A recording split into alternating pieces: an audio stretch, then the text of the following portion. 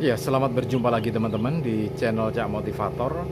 Dan kali ini saya akan berbagi informasi dan juga berbagi tips bagaimana bisnis jungle jagung itu bisa menguntungkan Anda dan dalam skala ekspor ya. Karena sebenarnya jungle jagung itu macam-macam. Bisa diproduksi untuk kepentingan lokal, misalkan untuk kepentingan pakan ternak, difermentasi terlebih dahulu. Kemudian juga bisa untuk kepentingan yang lainnya, misalkan di pabrik kertas. Kemudian juga bisa diekspor gitu ya. Nah, kali ini saya akan berbagi tips atau informasi bagaimana supaya bisnis jungle jagung Anda bisa mencapai atau bisa menuju skala ekspor atau go internasional. Nah, tapi sebelum saya lanjutkan, seperti biasanya, Anda yang belum subscribe, silakan subscribe terlebih dahulu. Jangan lupa tekan tombol loncengnya, supaya Anda bisa mendapatkan atau menjadi yang pertama kali ketika saya mengupload atau mengupdate informasi melalui video-video di YouTube kami.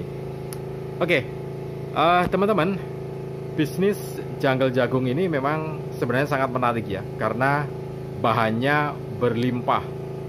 Saya katakan bahannya berlimpah karena di berbagai sudut di tanah air ya, mulai dari ujung barat sampai ujung timur, yang namanya tanaman jagung itu sangat berlimpah. Sehingga pada waktu masa panen, ini jungle jagungnya atau bonggol jagungnya juga berlimpah. Nah, kebanyakan masyarakat kita tidak mau memanfaatkan bonggol jagung ini ya, atau jungle jagung ini, padahal manfaatnya cukup banyak sekali. Selain yang seperti saya sampaikan tadi, bisa dimanfaatkan untuk pakan ternak, difermentasi, ada juga yang memanfaatkan untuk jamur jungle ya. Jadi bisnis jamur jungle itu juga cukup menarik. Jadi banyak manfaat yang bisa diambil dari jungle jagung ini. Nah, oke. Bisnis jungle jagung kali ini saya akan berbagi tips bagaimana bisa ekspor ya, karena pemanfaatannya cukup bagus sekali. Jadi proses ekspornya seperti ini. Sebelum saya sampaikan tipsnya, jungle jagung ini harus digiling terlebih dahulu sesuai dengan permintaan pasar atau market internasional. Kemudian setelah digiling, maka akan dikemas ulang lagi ya, dikemas ulang lagi. Jadi dalam bentuk briket besar-besar, biasanya 2 meter kali 2 meter kali 2 meter ya, dibentuk briket, kemudian dikemas lagi dengan kemasan yang cukup rapi dan kuat, baru kemudian diekspor atau dibawa ke negara pengimpor, diantaranya Korea Selatan dan juga Jepang.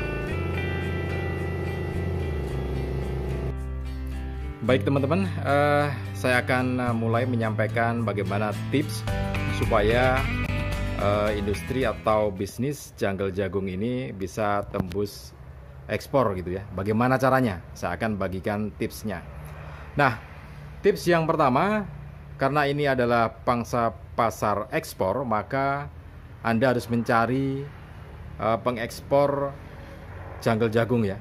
Jadi di Indonesia ini banyak mereka yang punya nomor ekspor impor gitu ya. Nah, mereka ini yang harus dicari terlebih dahulu. Jadi Anda harus cari tahu pengusaha pengekspor jungle jagung.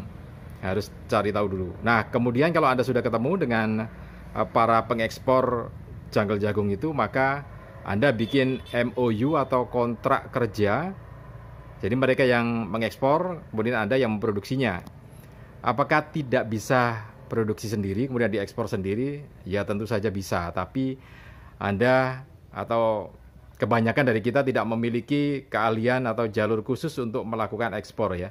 Karena itu harus bisnis to bisnis dengan pengimpor yang dari Korea ataupun dari Jepang. Nah, agak sulit untuk dilakukan, meskipun bisa gitu ya, tetapi daripada repot-repot, tinggal cari saja para pengekspor jungle jagung itu ya.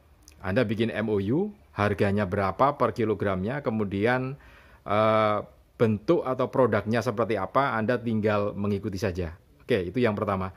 Kemudian yang kedua, ini berkaitan dengan produksi ya. Jadi karena sudah ditentukan produknya seperti apa, produksinya seperti apa, maka Anda tinggal mengikuti saja.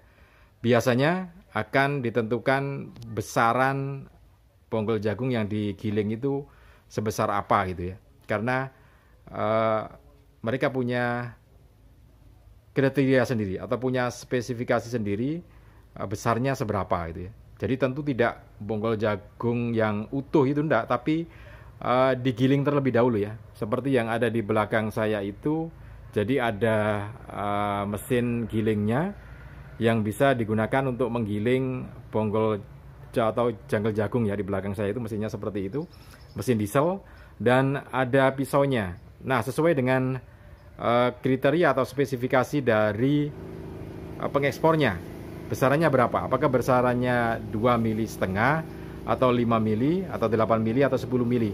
Nah, tergantung dari kesepakatan yang dibikin antara Anda dan pengekspornya. Nah, kalau di belakang saya ini besaran lubangnya sekitar 8 mili ya, 5 mili sampai 8 mili. Nah, itu bukan crusher tapi sistemnya sistem numbuk ya. Jadi pisaunya itu pisau tumpul atau besi tumpul yang berjajar gitu, kemudian janggelnya masuk dari atas itu kemudian turun ke bawah langsung ditumbuk dengan besi ini besi biasanya kita bikin dari besi per daun itu ya, kemudian kita potong-potong, kemudian ditumbukkan di dalam situ dengan saringan, bukan crusher. Kalau crusher beda lagi, nanti besarannya kalau crusher lebih besar ya, nggak bisa dikontrol besarannya. Nah, itu harus pakai filter. Jadi kemudian janggel masuk, kemudian dipukul dengan besi yang tumpul itu ya, dari dari per daun itu yang kita potong kecil-kecil, kemudian kita jajar gitu, kemudian menumbuk janggel dan masuk ke filter atau saringan sehingga keluarnya memang jadi sangat kecil, dan itu yang memang diminta speknya gitu ya. Nah, itu yang pertama, harus disiplin dengan spek seperti itu. Kemudian yang kedua, ini berkaitan dengan bahan dasarnya. Jadi kalau di sini yang kita dapatkan bahan dasarnya mengambil ya dari para petani itu. Jadi tidak ada harganya karena memang dibakar. Nah, tapi itu pun tetap menimbulkan biaya ya, karena ada biaya transportasi yang harus kita ambil dari tempat para petani itu. Jadi kita mengambilnya dengan kendaraan, tentu saja ada biaya transportasi dan biaya tenaga kerja. Nah, berikutnya adalah biaya produksi, karena janggal jagung ini yang dispesifikasikan adalah janggal jagung yang kering ya. Jadi bukan basah. Sementara yang dari para petani itu biasanya kebanyakan basah gitu ya. Nah, basah itu kemudian butuh biaya untuk pengeringan. Nah, biaya lagi ya. Jadi kalau janggalnya sendiri sebetulnya harganya murah, bahkan mungkin tidak berharga karena dibakar begitu saja. Tetapi untuk proses produksi butuh biaya untuk pengeringan, butuh biaya untuk pelembutan atau penggilingan itu ya. Nah, itu yang perlu dijaga. Kemudian karena harus dikeringkan dan biasanya kadar airnya itu antara 15 ya. 15 yang bisa ditolerir. Jadi kita harus benar-benar menjaganya 15 kalau kering, karena kalau terlalu kering kadar 10 8 gitu kadar airnya ya, beratnya jadi kalah kita di berat, rugi ya. Tapi kalau terlalu basah kita juga ditolak. Karena itu harus benar-benar janggal kering gitu ya. Nah, itu satu tips yang bisa saya sampaikan. Jadi pertama, cari dulu pengekspornya supaya mudah. Kemudian yang kedua, ikuti panduannya, bikin MOU, ikuti panduannya, dan disiplin dalam berproduksi.